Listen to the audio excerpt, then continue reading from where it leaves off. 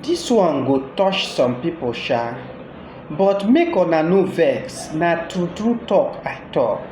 Na wahala for who wan be madam but e no wan hear am. My pipo, wen madam turn insult, you go see fine woman wey rock ankara with confidence come crown am with gele finish, but wen you greet am good afternoon madam, she go twist her face come answer you, no call me madam, I never old reach like dat.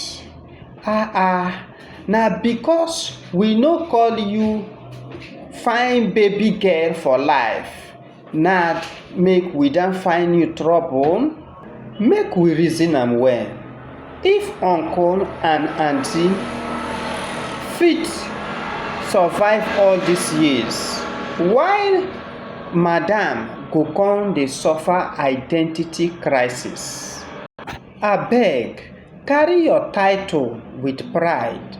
Even pikin dey call biscuit biscuit.